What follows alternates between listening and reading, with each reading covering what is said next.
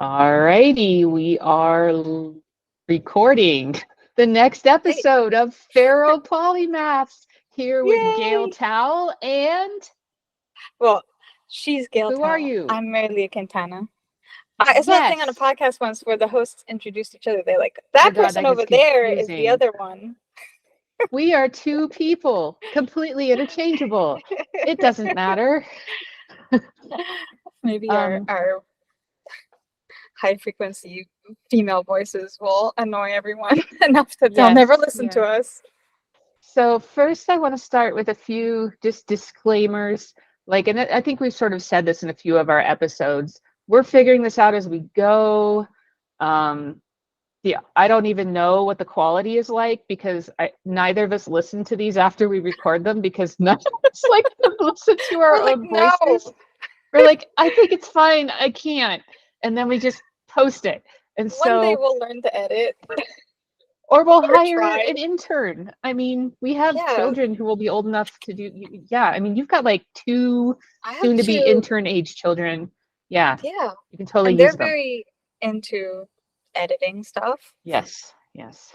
I sometimes use my 12-year-old to read, do a first read of my microfiction Monday submissions. So she does Nice. not make any major decisions in case anyone's concerned, but to be fair, she does read and comprehend at a college level. So it's like having a college intern, You but know what's like only with hilarious? 12 years of life experience. So there's a little, You want to know what's hilarious?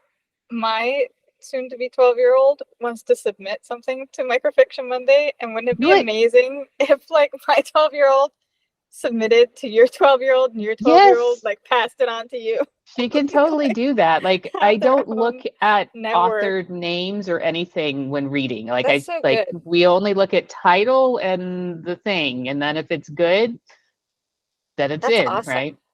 So yeah, I try not to look at all who submitted it. Like sometimes if it's like really borderline, I'm like, who is this person? Or like, Yeah. but like not usually. Usually like who you are has no bearing whatsoever on whether we like Right. your story or not. I think that's a So great process. I wish it's more places interesting. were, like, Yeah, blind. it's interesting because like sometimes it's like the same writers we accept again and again because like, oh, they're still good. And then sometimes it's just entirely new people too. So yeah, you never know. Um, but yes, maybe one day we will care about audio quality and editing, but that day is Sorry, not guys. today because Hey, we just need to do this and there's too much shit going on all the time. And so, it's we keeping our just hit post. sanity. We both have kids. We both are trying to, like, do jobs. I mean, this is Yeah, we yeah. but we want something that's you guys are getting the best of us. Exactly. If we waited until we were perfect, it would never happen. So here it is in all its glory. Enjoy our show. Um, so we should start with things that we made us angry this week. Mary Leah, what do you got? Well, the first I have two, but the main one is that the main one is just talking. We've been talking to lawyers as professionals for maybe starting a business between my partner and I, and the main thing that bothers me about the whole process is that it's very opaque. Fee structures, all of that is all wrapped up into a little ball. And I'm sure that that's strategic because once you talk to somebody, you feel more obligated to, like, use their services, I think. So I think that's why it's done that way. You have to contact them in order to find out their fee structure. I mean, and the other thing that bothers me about it is that you have the way of assessing the competence of the person that you're going to put this big important thing that you could get, like, sued over down the line or whatever it is. It's very hard to see if they're going to be competent or not, and if they're going to care about what you want them to do enough to do a job. So, like, people that are really good might not give a crap, and people that are maybe really wanting the business might do a terrible job. And I'm hoping that somewhere along the line we'll find somebody that, like, will, like, care and do a good job, but that seems like a pipe dream right now.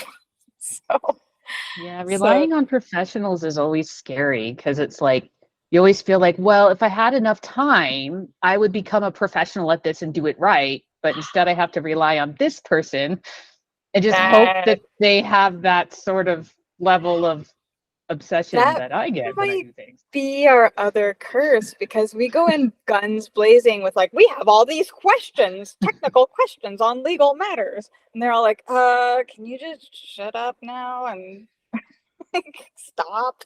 Because I'm sure like it's like it would be like going into the doctor's office and being like, I believe I have this. Hold But then on, you I've have to do Googled. that too. I've Googled. So I don't know.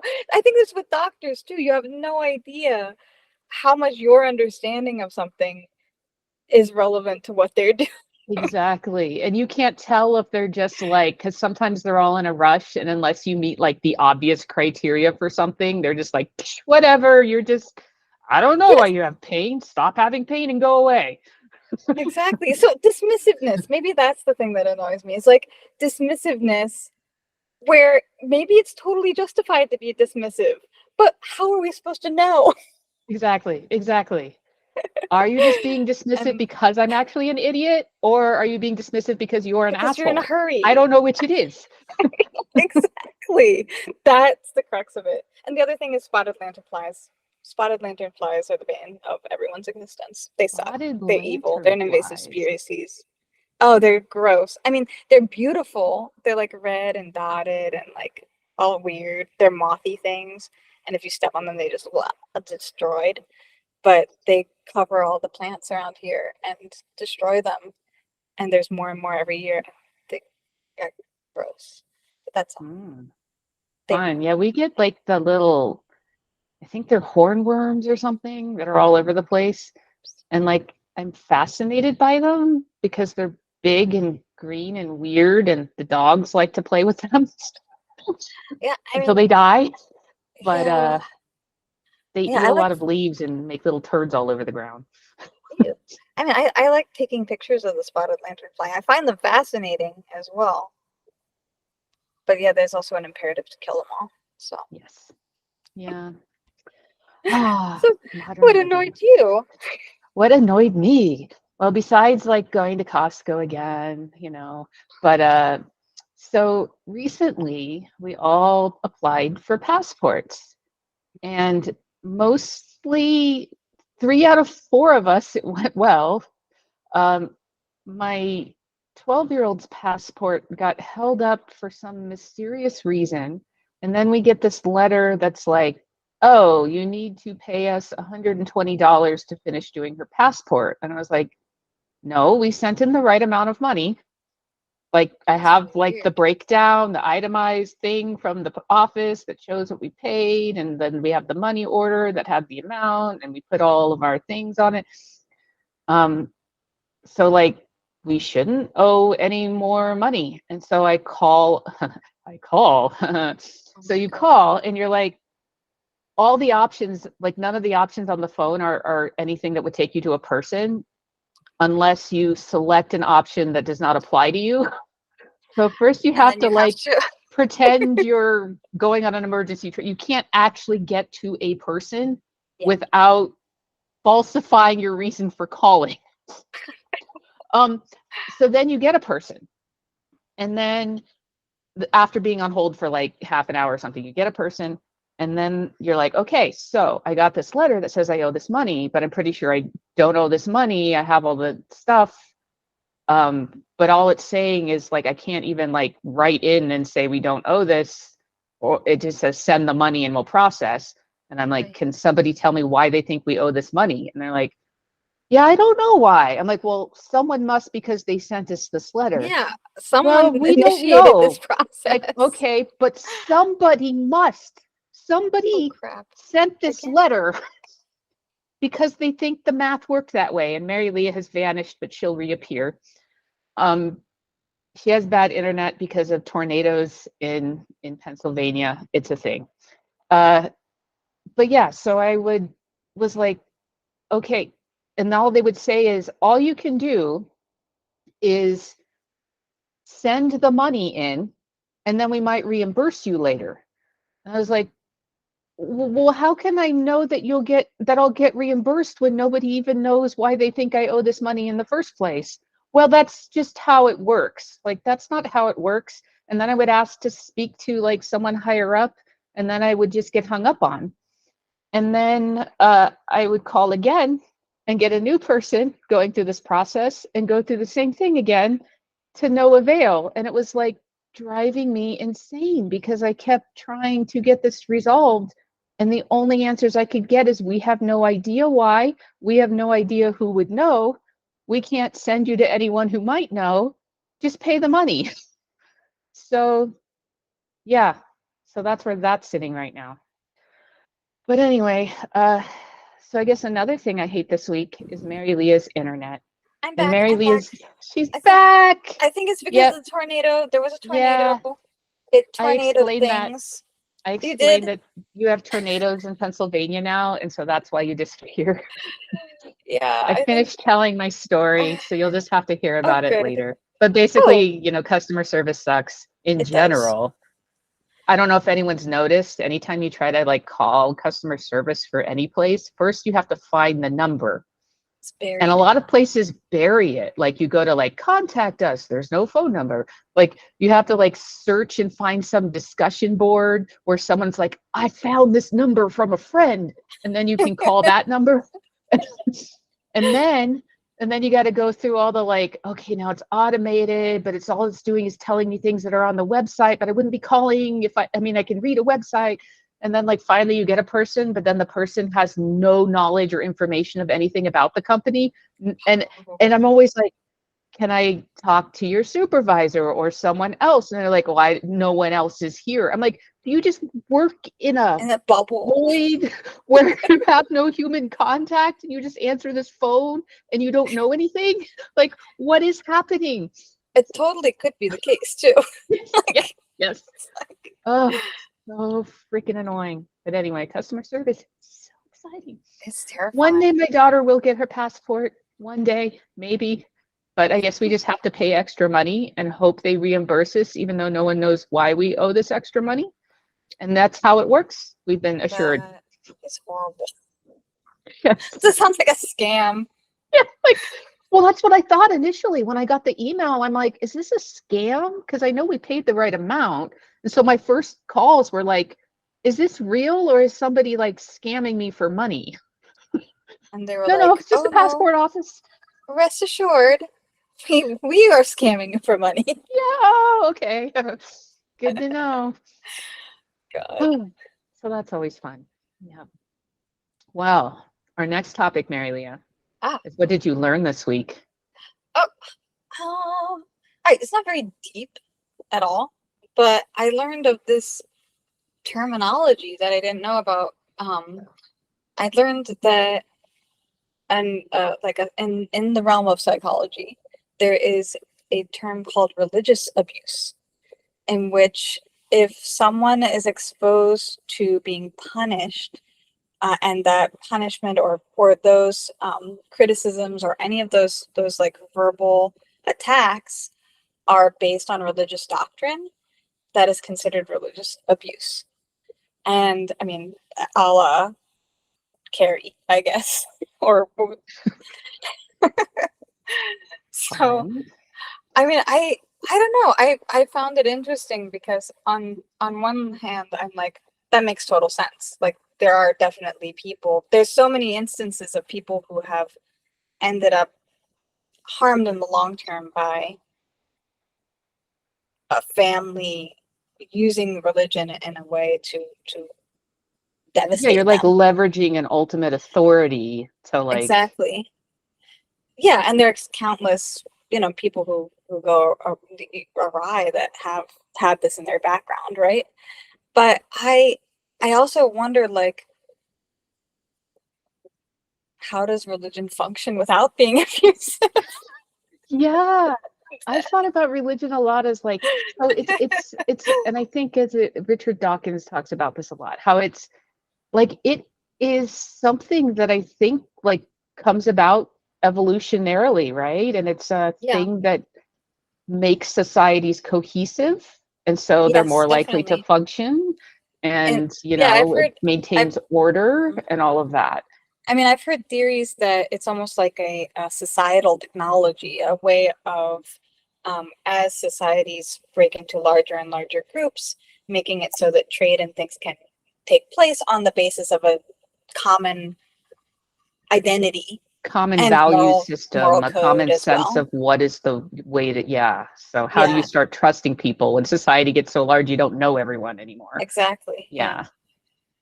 Yeah, and that's tricky. That's like, because I mean, I'm an atheist, but I see the value in systems like that, right? And so it Right. makes me worry, and to some degree, like what becomes the new central principle by which we all maintain some sort of social How do we contract. have how do we have commonality? And yeah, and it's weird, especially at this moment when it feels like the Enlightenment and humanism was meant to kind of cover that in a weird way, Hmm. even though it was based in religion and this idea, like all of these equalities and things were kind of in the eyes of God, right? Hmm. But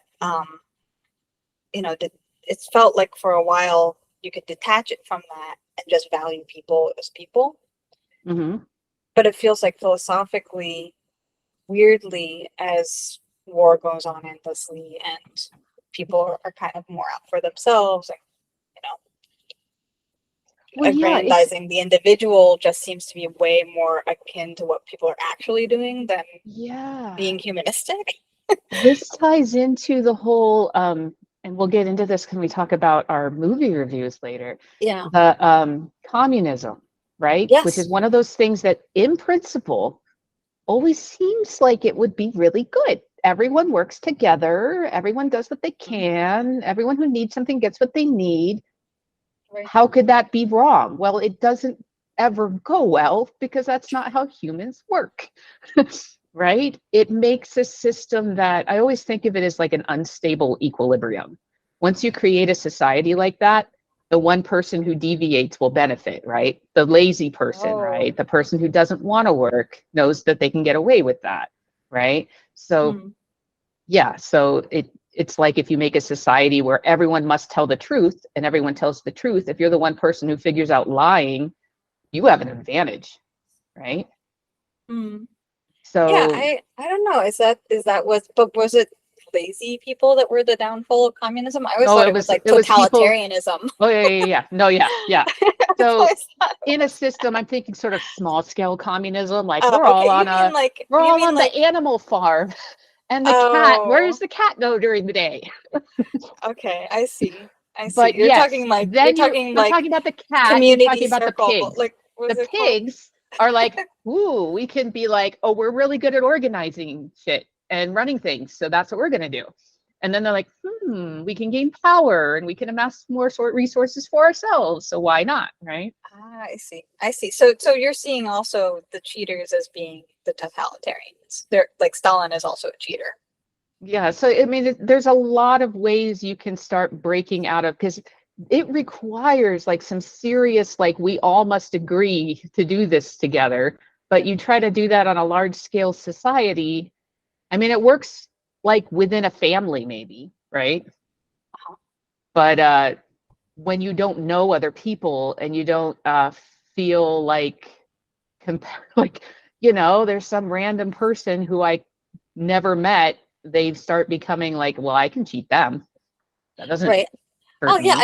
I guess it's this idea that somehow embedded in communism, there's like a thought that there's the same outcome for everyone, Hmm. though there's obviously differences in what people do and contribute, right?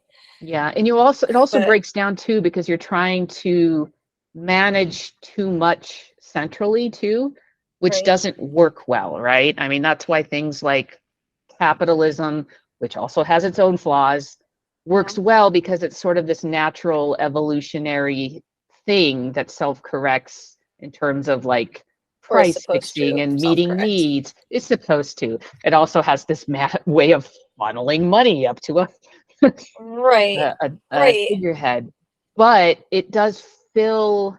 niches and needs within society in a better way.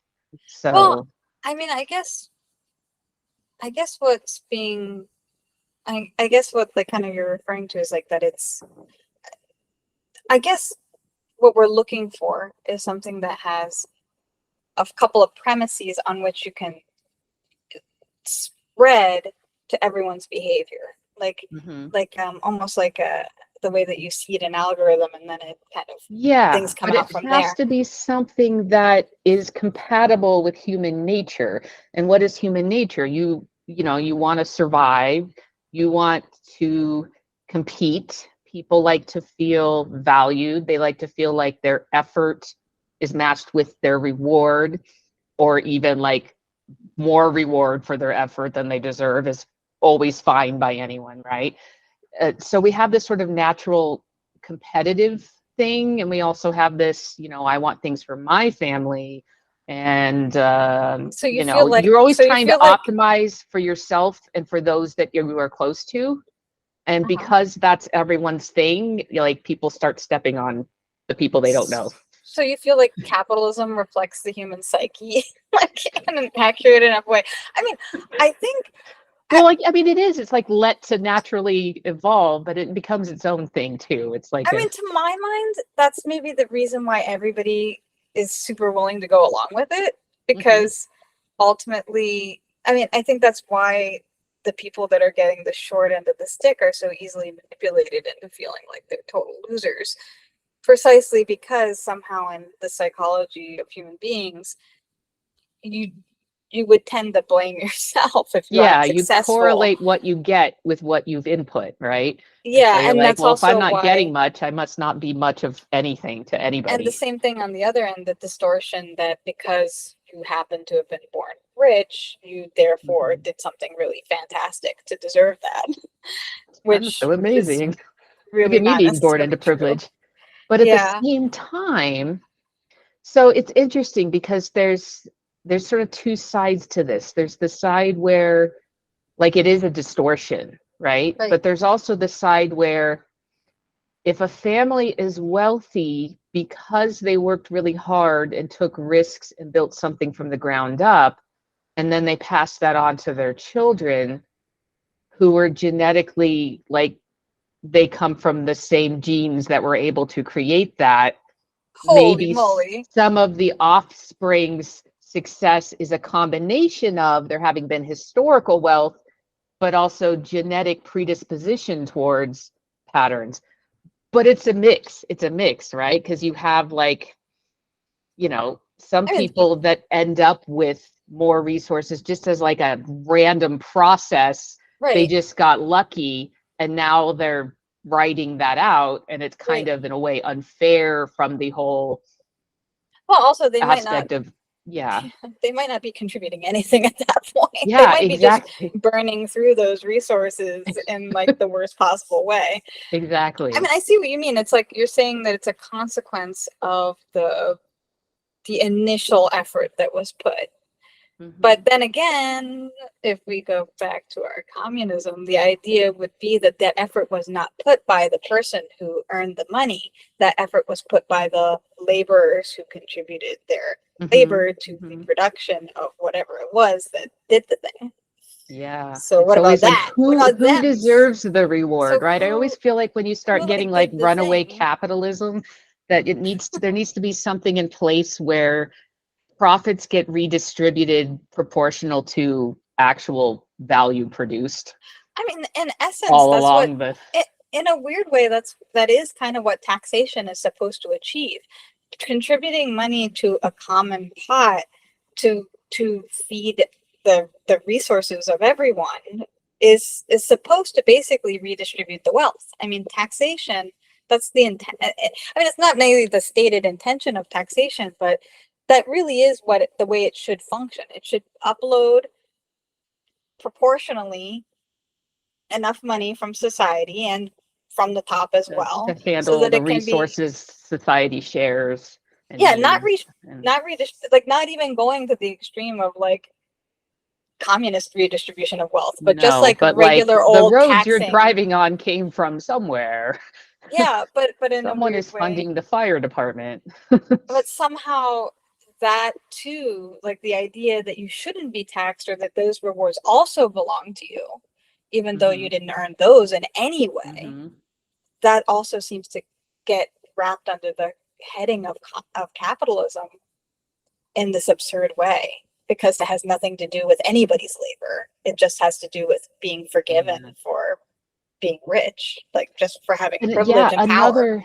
another factor that plays into all of this is incentives, right? Like That too. one thing that's a problem with communism is it tends to obliterate incentives Mhm. that would drive people to pursue passion projects, to do something, to work harder, or whatever it is, right? The incentive structure starts going out the window when whether you work hard or you don't work hard, the same thing happens.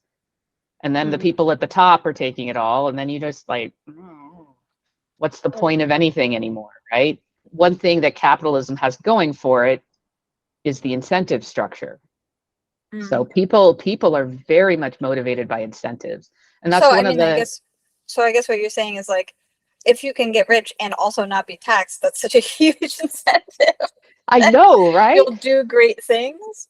Maybe. Yeah. I Well, I don't know if I buy it's like it. risk reward, or there's also like, I mean, that's one of the so social safety nets fall into this a lot. So it's always that tricky balance of like, you want a social safety net. You want, like, if someone's hit on hard times or something is going bad or whatever it happens to be, even if it's their own fault or they made some bad choices, that there's a way where they can get back on their feet. But what if you make too much stuff where like people realize they don't ever have to work, and there's a lot of people that sort of end up in permanent poverty because they end up in this place where they're getting like public benefits that are just enough that they're eating and all of these things. And they know if they are working, that then the benefits start going away before they get to the point where they're working enough and making enough that it would be more, and then they would be at a higher living, right? So there's sort of this like thing they have to jump over that they're not incentivized enough to jump over. They end up in this like super depressed, unhappy existence. And then what do you do Yeah, with but that? I mean, yeah, but that definitely seems like it's in the category. I mean, that's the that effect is coming precisely from having a cutoff to the benefit. If the benefit was universal, like just take Mm-hmm. healthcare for that for an example. Of course, like one of the major factors of like if you are under a certain poverty line, you will be guaranteed to be able to like participate in Medicare, right? I think it's Mm-hmm. Medicare. Yeah. And so to take a low paying job and lose Then that, that all it would, goes away. And and then so you now don't you're have health doing, care for your entire yeah, family now you're and you're doing super more work and vulnerable. effort and getting less. So why would you do that, right? Right. But if you But can then, work up from there, it would be better. yeah. But you have to get through that, like, yeah, it's Yeah, tricky. but It's a tricky the issue spot. is really the cutoff, not the Mm. benefit of having a social safety net that would Yeah. allow you to. It's like that the net is like Well, the net. It isn't like a full net. It's more like a string tied to like a somebody's a toe or bucket you something. can fall in. Here's a bucket for your butt. I don't know. It doesn't feel Yeah. like a yeah, exactly. It's like the it's like the cartoons when they would stick the bucket under Dumbo.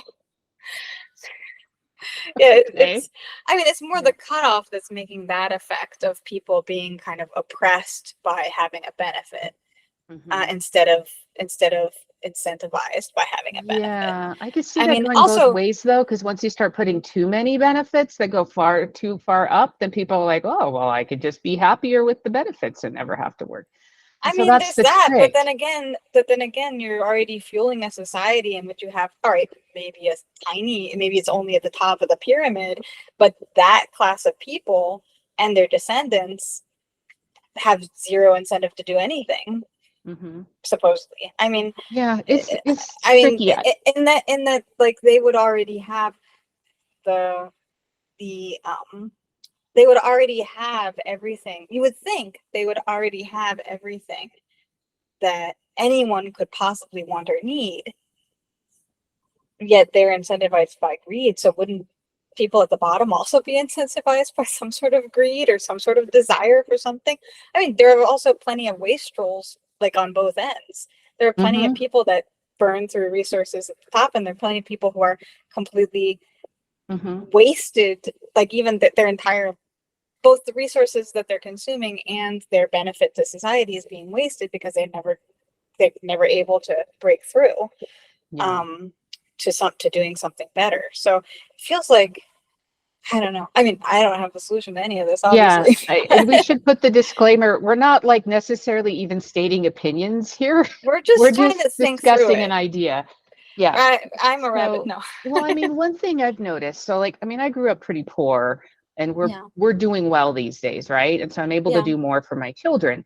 And so it's like we have to make conscious decisions to not make things too easy for them, right? So that they learn to like, oh, I have to go out and do something now by myself. I have to go and face this challenge and figure out how to work through it instead of just, I could just pave a nice smooth path.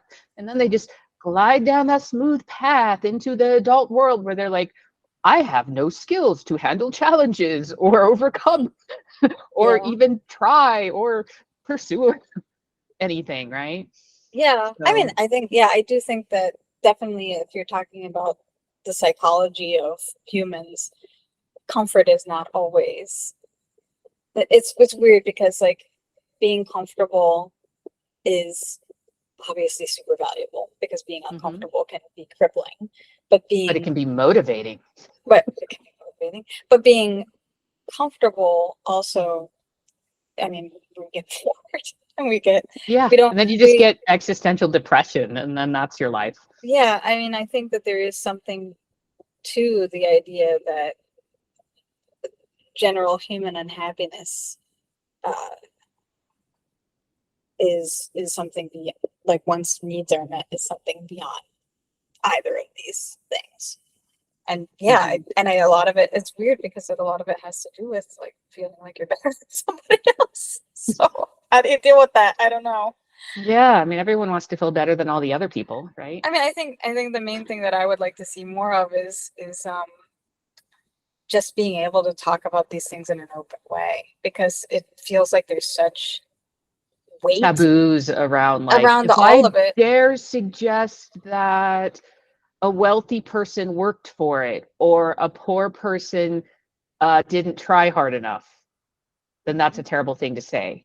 Yeah. On But the there other hand, are those people, and then there's also wealthy people who didn't really work for it, and there's poor yeah, people who don't, like, just shit happened. They just were some yeah, sort of bad luck magnet, and now they're or like screwed. they work like maniacs or whatever. Yeah, There's all kinds of, the world is made up of none of these stereotypes really capture there's it very nothing well. that's like all poor people Yeah, have these features. No, yeah, no, it's pretty crazy. Also, no. yeah, and also like on the one hand, you're not like not being you're limited in what you can say about like generalizing society, and Mhm. you should be able to say that. You should be able to say, okay, in this example, this didn't work, and I'm not blaming all poor people for this position. You should be able to say that. Stop being But poor on people. the other hand, like McCarthy, like you should be able to say all the other stuff too. Like you shouldn't just blankly be labeled as something for having thoughts and opinions that differ Mhm. from. Like Or not even having thoughts and not opinions, but even literally engaging in a conversation exactly just to engaging with explore that. the ideas, right? And the idea that like your life could be ruined one end or the other by saying you think a thing, and that you're not able to evolve from there to where you want to Mhm. be, that's nuts. You got to be able to say a statement that you might think could be true, but is wrong. And then people can explain to you why it's wrong. And then you change your mind. And it's Like not the that end should of be the a thing. world. Like that Or would like you're be a just wonderful really just thing. testing an idea. Like I had this idea that maybe this could be a cause. Right. Well, let's explore the ways that might be a cause or the ways that might not be a cause or the way that it might be a partial contributor or something, right? Because sometimes the offensive thing is the thing that is True. Hmm. Yeah, there's a lot of things like that in the world. Let's just step on all the landmines. Uh, Yeah, yep. but yeah, there's it's society is part of this is just like society is freaking complex. It is not like a Yeah. something where we can be like, all the poor people are this, all the wealthy people are this, all the white people are this, all the female people are this. Like that's not how that works. No. Nuance is a thing. Nuance is a good thing. Yeah. Yes. Hmm. Yeah. Well, my thing I learned this week, Mary Leah, is that the Barbie movie wasn't quite as awful as I was expecting. I Yay! had to go to the Barbie movie because I have a 12-year-old daughter. So obviously, like that was just an inevitability. Um, and I was like, oh God, Barbie, pink, terrible feminine things that just make me feel like, like maybe I'm supposed to be a trans person, except no, I think I can also be a woman and not like pink. That can be a thing. Um, but Not after you've seen Barbie. never been much into Barbies. I know I had some growing up, I think. I just recall my biggest memory of Barbies are like them being mowed over by the lawnmower, swinging them around by their hair. Like Oh man. we had some of them what was it? Weird Barbies. Okay. We had some weird I had some weird Barbies too. Yes. Definitely. Yes. And I'm not opposed to Barbie dolls. Like my daughter had some Barbie dolls, and I'm perfectly fine with her having and enjoying Barbie dolls and changing out their fashions and designing fashions for them. That's fine. She loves it. So have Go at for it, it. right? It just was not really my thing. Right. So yeah, So you were pleasantly surprised. yeah, I went to the Barbie movie expecting like, oh, goody, poopy, pink terribleness, and like the type of Feminism. what is feminism that is like, all men are just bad and women rule the world, blah blah blah. But Yeah, what they rah did is they rah. played on those tropes, right? Yeah, it was So very clever. yeah, and I also brought my 16-year-old son to the movie. So we had the male perspective as well that we could Could tap share on into. that. Be like, So so so I was able to as be like, Representative Ken, what do you think? yes, yes, right? And so I found it, I was ready to hate the movie. I was ready to be like, Yeah. oh, I'm gonna suffer through this, but whatever. But no, I was pleasantly surprised. And it was like they really there was a lot of work put into that and all the different ways they even weaved like how fictional Barbie land worked and the way they didn't just like hand wave I mean they kind of hand waved away like but they did it in a way where they addressed it. They're like, Yeah. is it this or is it that? It's both. It's all the things. It's just that's just how it works, like Right. they just and even the real quote real world was like skewed, like when you went to the Mattel executives, they were all Yeah, like these like that weird yes weird men. It was men very thing. much like that was also very fictionalized in a weird Right. way, but it But was yeah, interesting. It was it was very reflective of the consistency of playing as a kid. And I think yeah, somehow they captured that spirit of without that. making it like anywhere there were like logical contradictions, it was addressed in a way that I felt okay with and not annoyed by, I guess is the way to Yeah. put it. Yeah, well they made you feel okay about it because They were they like, yeah, we totally know this makes no sense, but this is just how it is. We're moving on. Like, and it makes sense, yes, right? Wink. yeah, And you're like, it kind yeah, of works that's because it kind of follows your sort of intuitive sense of like exactly.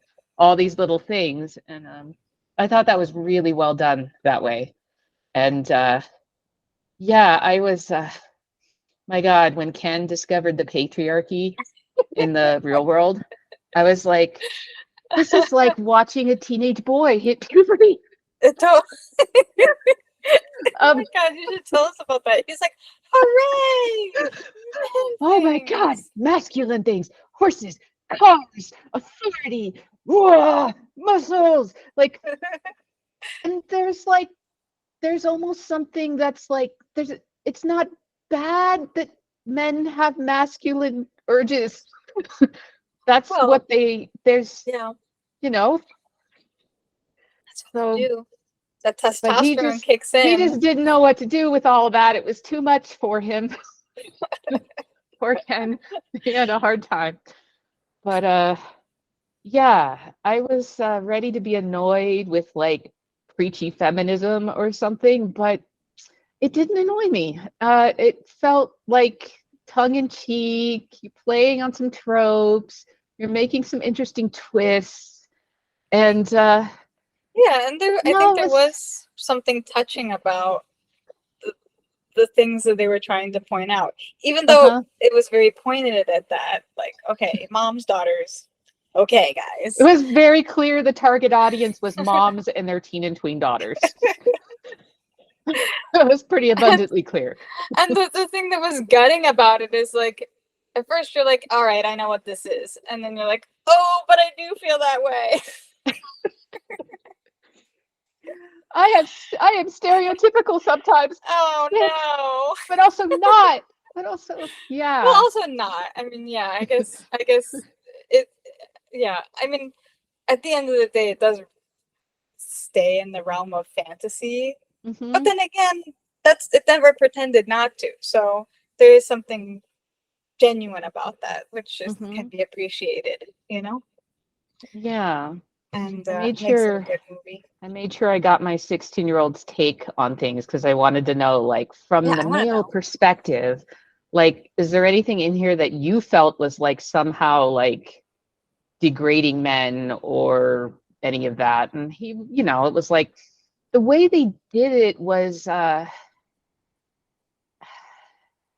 don't even know how to describe it. It was like it was obviously playing on stereotypes, but I didn't feel like it was doing it in a mean way. And that was the sense he had too.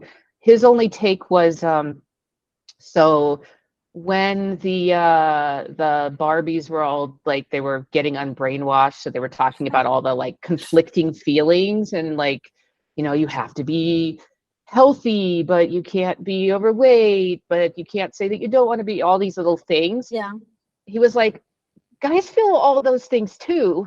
And I imagine that's quite true, but I imagine yeah. there's different emphasis on which Well, of yeah, which which of the are more. conflicting things tend to be more yeah. Because Well, guys yeah, I, have I think I think that's the thing is like like who dies in masculinity. wars? Yeah.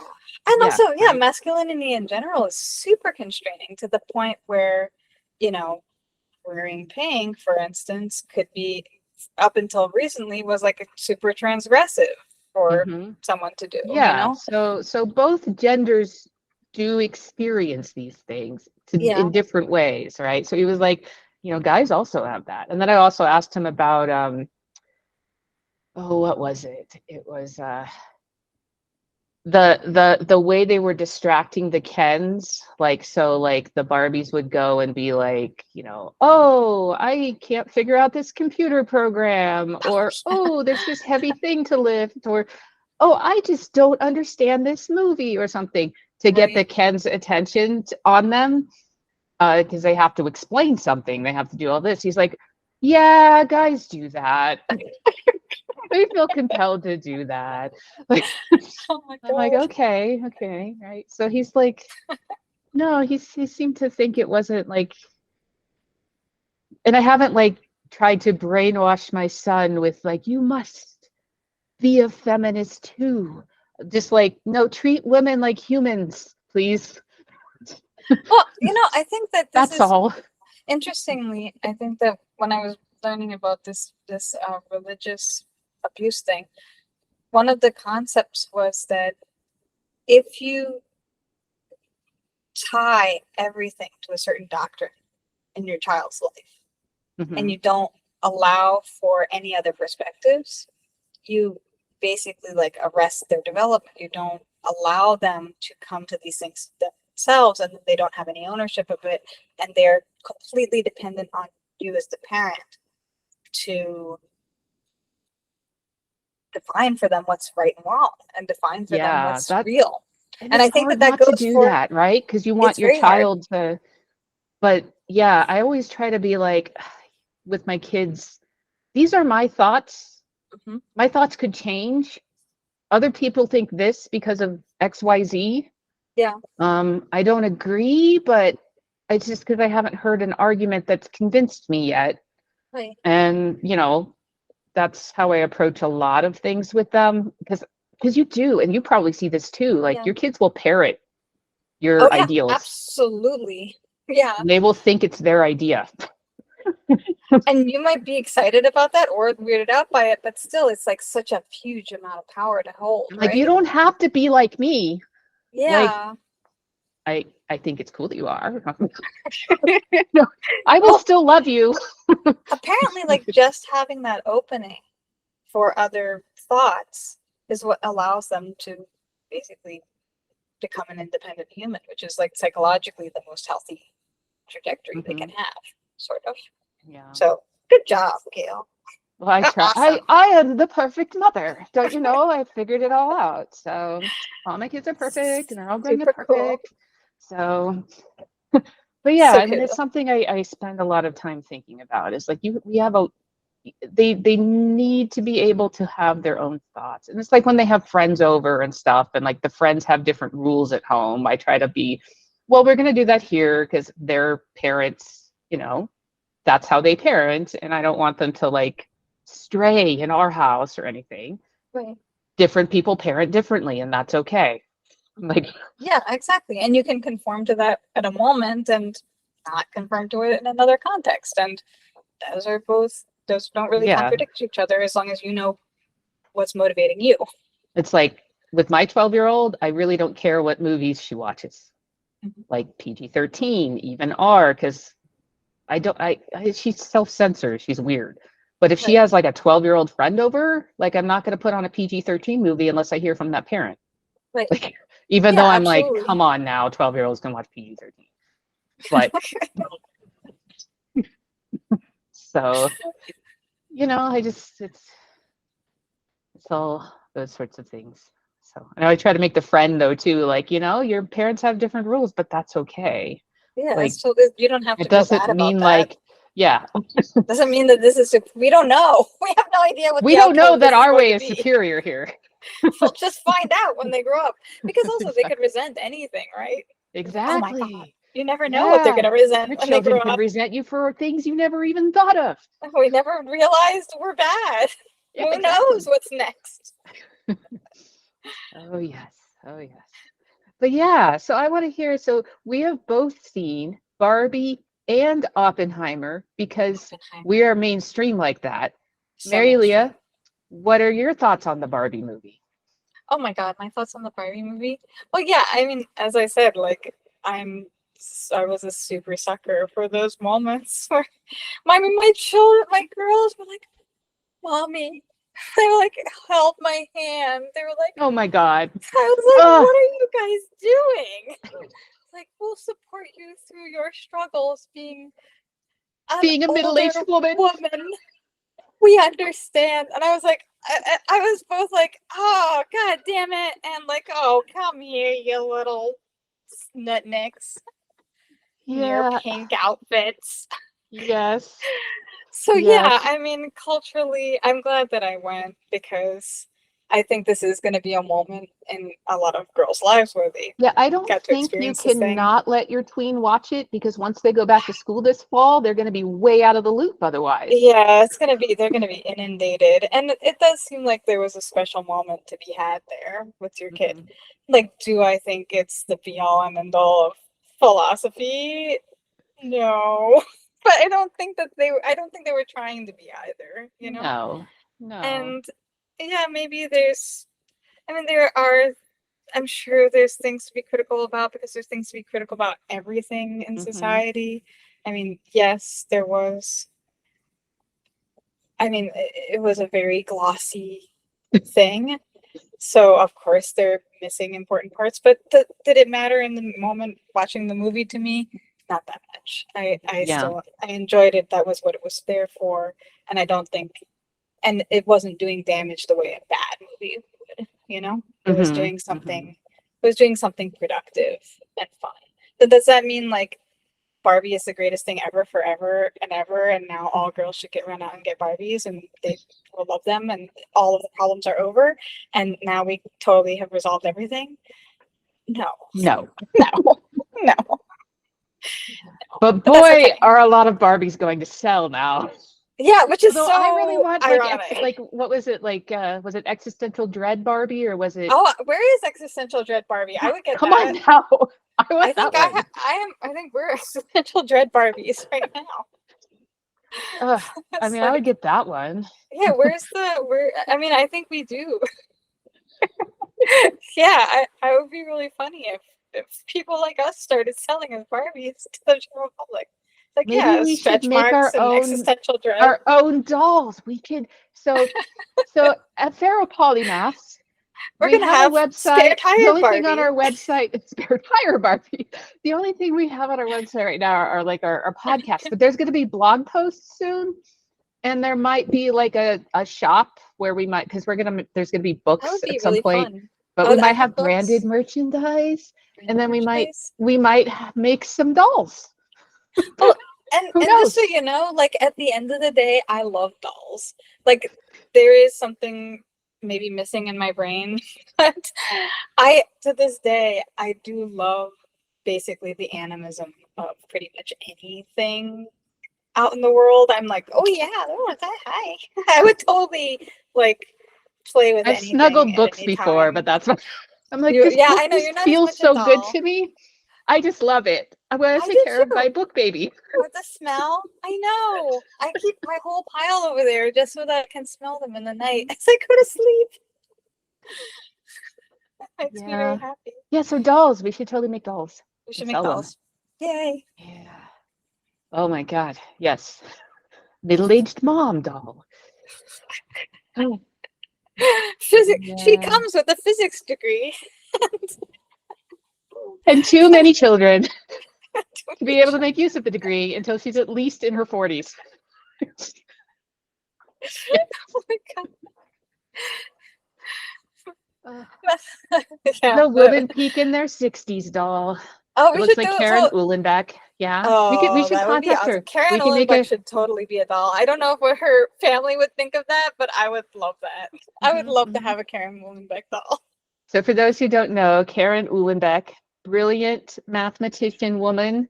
I think Awesome. she's at, last I knew she was University of Texas at Austin, I think. She was for many years. But I think she she then might have hangs moved. out at the Institute for Advanced Study a lot as well, which is where we She met her does.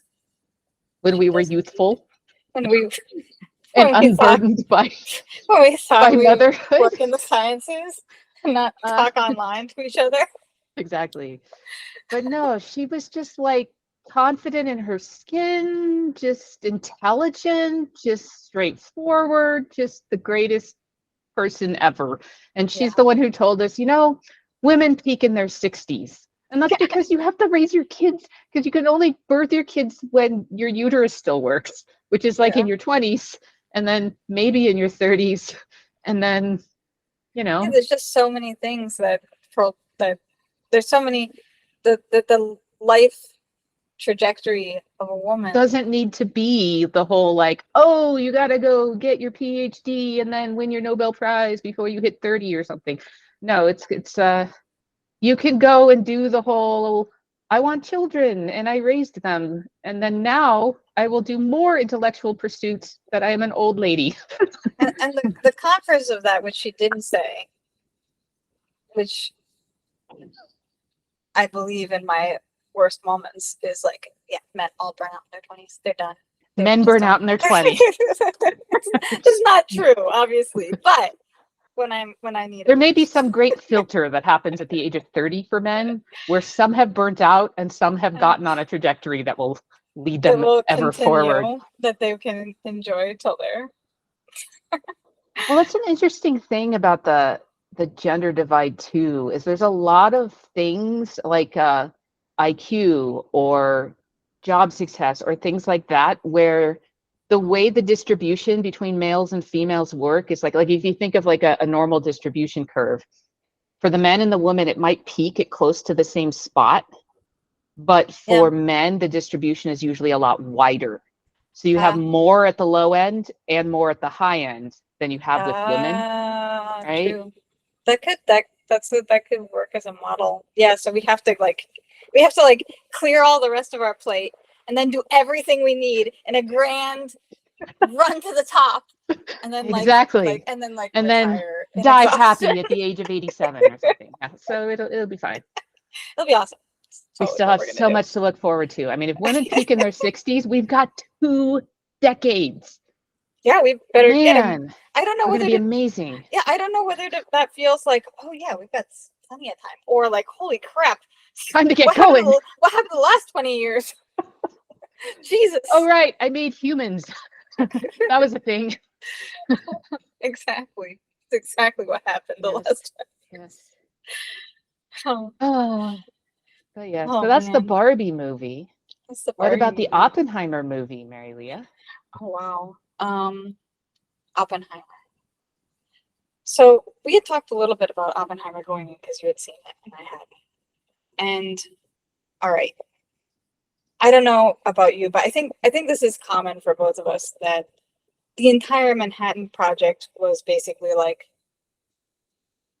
it was as if we know those biographies the way people who are super into baseball know baseball stats. You know what I mean? Those biographies are in our bones. The whole project of physics in that era, 20th century, there's so many stories around it, and we've read all of them over the years. Exactly, and absorbed them. And so to watch that movie, you end up seeing everyone, all of these characters, and they appear in the places where you expect them to appear, and you see them animated in this one story, and there's something totally thrilling about that. And I don't know, they're just so familiar, and it's so beautiful and sad, right? That it's pretty amazing to see that. And it's also really amazing for you and I personally, because I was so thrilled to we walked the pond together.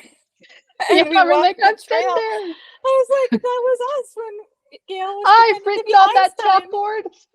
Yeah, exactly. And I pretended to be Kurt Gödel, and we thought we'd have a life that was completely. But yeah, I mean, who would not want to live a life where you can be in the Institute for Advanced Study? Jesus, it's such a beautiful place.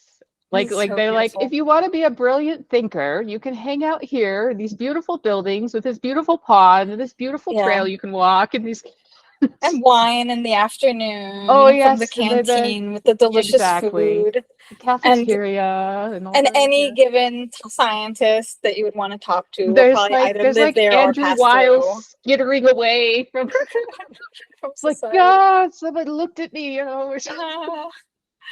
socially awkward, super brilliant people puttering around everywhere. And you can just go up to them and be like, hey, you want to talk about something? Exactly. Yeah, tell me about Fermat's last theorem. Yeah, exactly. I mean, will you sign this paper of it? I did that. I made him sign it for me, and he told me that numbers would be my friends if I stuck with them long enough. They are his friends, because that's what happens his friends. When you go that deep. Friends. They're definitely his friends. So I mean, yeah, that world. I mean, but what's weird is so this is for me. So, and I know this is probably not the reaction of 99% of people that saw this movie. Okay. But for me, I almost identifying with the scientists in that movie and the entire thrill of the Manhattan Project has been the way I felt for most of my life. I've always felt how could you deny the compellingness of these questions, especially if you've read physics up to that point, right? It feels well, if it's going to be groundbreaking. I mean, it was it was entirely new physics. None of that was. Yeah, it was amazing. So it's totally amazing. As a human endeavor, it feels like this has to happen, right? And it feels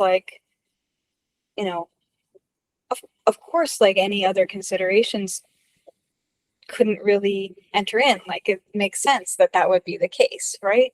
And that the justifications for why you would need to do it make sense on some level, and therefore it has to happen that way. But I had a sort of crisis. I don't know what it is in me, but I felt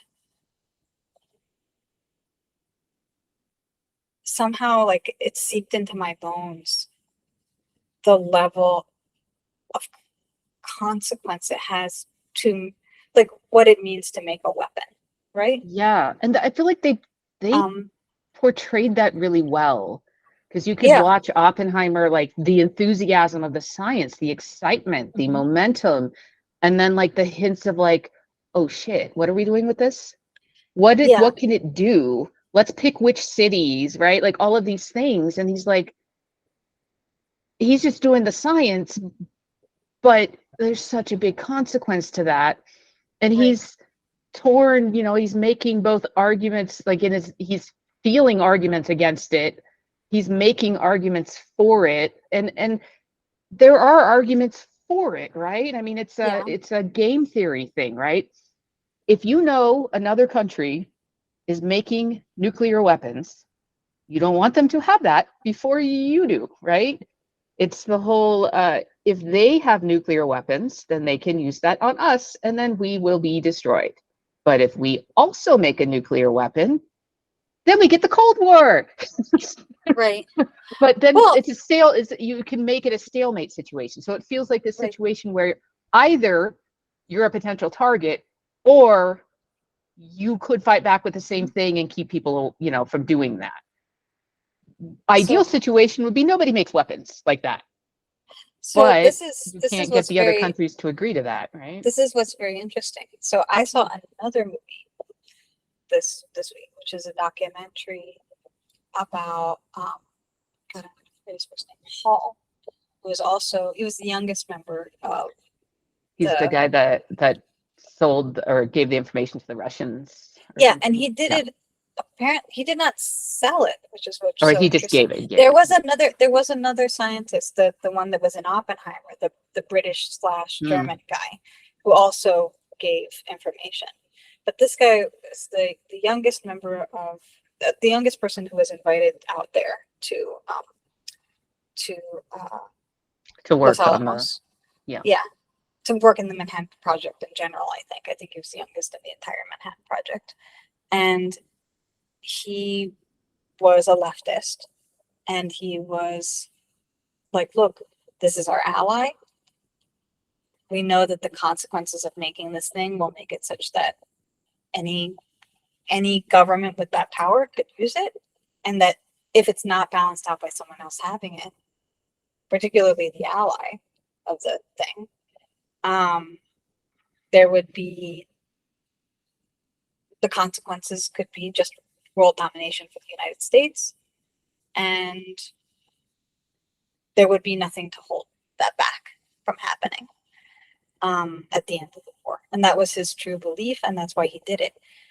Now, that's much murkier water, right? If somehow, what I find amazing is like that choice, which is also based in like a kind of game theory thinking, right, is seen as much more morally murky than the decision to make the bomb. Mm-hmm. And I do find that very interesting. I mean, is there any, I don't, I wonder if there is any scenario in which scientists could refuse to do a thing. I mean, we know that Niels Bohr did, right? But is there a way universally that scientists could object to the inevitability of using these weapons This is on a like grand scale? the whole problem of like you can't know someone else's mind and you can't know someone else's motivation and you can't necessarily trust like the entire scientific community agreeing on something. It's this goes back to like the whole like, you know, why things like communism break down, I think, because it's like everyone has to agree that this is how we will do things. and stay fair, right? But, well, there can be advantages if you decide to say that you're agreeing, but then in your country, you're not agreeing. And then now you guys have all the power, which is why you end up with the situation. So this is basically prisoner's dilemma game theory. And the basic idea behind the prisoner's dilemma is, let's say you have two people who committed a crime together, and they go to the police station and they put them in separate rooms, okay, and they can't communicate with each other. And each of them are given a choice where they can they can say nothing. And if both of them say nothing, neither of them can be charged. But if they narc on the other guy, they will get a lesser sentence than the other guy. Okay. But if the other guy narcs on them, they get the max sentence unless they also narked back. So because they can't know that the other person, so if you're one of those people, you're like, okay, if I say nothing, if the other guy also says nothing, we're both going to be fine. Right. But if he says something, Lies. then I'm screwed. Yep. Unless I also say something. And so it ends up being in your best interest to narc on the other guy. Right. Because that's how you minimize the potential fallout for yourself. And so it's the same type of situation where, because you can't necessarily trust what the other side is going to do, it is in your best interest to do the thing that you kind of think is the bad thing, because it makes things less bad for you if they happen to also do the bad thing. And that's a tricky spot to be in. Right, especially because you only have like one turn there. Mm-hmm. But then you only have I one guess, turn, and if the other one goes and then does the thing, then you're screwed. So you and have to act. what's crazy is like now we're in like a long-term game of Mm-hmm. of prisoner's dilemma, and I think universally, I think that we should look. Maybe I'm actually running out of time right now, and you probably are too. But maybe this is maybe this is a good place to stop. And that what I'm thinking is like it would be very interesting to look at for next week the long term games of Prisoner's Mm-hmm. Dilemma when you play again and again and again and again with the same scenarios. You know what I mean? Because sometimes, I mean, I know that certain algorithms, like you can have a program that always cooperates, you can have a program that never cooperates, you can have programs that do things cooperate only after the other person cooperates first, you know. And it would be interesting to look at like long what the end game is now, because I guess like one of the things that I think Oppenheimer achieved for the majority of people is giving them a sense of that horror, of A sense of moral ambiguity. a sense of moral ambiguity, a sense of like so different from every other World War II movie, you know. Mm-hmm. But I almost feel like at this point where we are now, it has to be taken one step farther. And I feel like the real horror of it, you only glimpse with that movie, right? It's all from his perspective. It's Mm-hmm. all, maybe there's only that one moment where he steps on the charred body and he sees the woman's face, that you get a glimpse into what really happened, right? Mm-hmm. And the extent of that devastation, I mean, I don't know, because on some level you can, when you overwhelm people with these details, they shut down too and they don't give a crap. Mm-hmm. But if there's some way to take some time with society now and actually start to absorb what that meant, I think it would change the way people talk about it. Because I've heard people talking about how nuclear war wouldn't be that bad, or It's we'd fine. We'll be all get fine. tans. It'll be great. Yeah, I mean, and there's a misperception about all of this stuff that I think, as much as Oppenheimer did to infuse people with that doubt and that generalized anxiety that I think most people have about it, I think it allowed for the possibility. Well, I mean, anything does, but it allowed for enough people to be like, whatever, you know? Whereas somehow, I don't know how, but it might be worthwhile to like go through the story of how much devastation and how much agony and how much real um, consequences that had, beyond just numbers, you know. Mm-hmm. So I don't know, but that was Yeah. the feeling that I left with, and I think that's mainly, maybe it was my interaction with Quakers, maybe it's been my interaction with a bunch of other things. I don't know what's giving me this like, but I have never felt more devastated by it before. Mm-hmm. Than I have at this moment in life. Maybe because I have kids too. I don't know. Yeah, that does a lot. I remember when I had my firstborn, like I could not watch any. It used to not care if I watched a movie where a kid got hurt or died. I'd be like, "Psst." If like someone's cat got injured, I'd be devastated. But then like I had a kid and I was like, oh my God, So yeah, it really changes your perspective. But Yeah. yeah, we have to wrap up for now. There's actually a lot more to Yeah, explore we with have both a of these lot to talk movies in about. And terms I of want to like hear more about what you think. relationship dynamics and Yes, things yes. like that. So maybe we will also do like a part two Yeah, part next two, next episode. relationships Yeah. and Power dynamics titties. in relationships. Yes. Yeah, so we will sign off for now. Thank you for joining us and tolerating Bye, anything guys. weird that occurs. And Yeah, because we're weird. Sorry. fare thee well. I'm ending this recording. And it is Bye.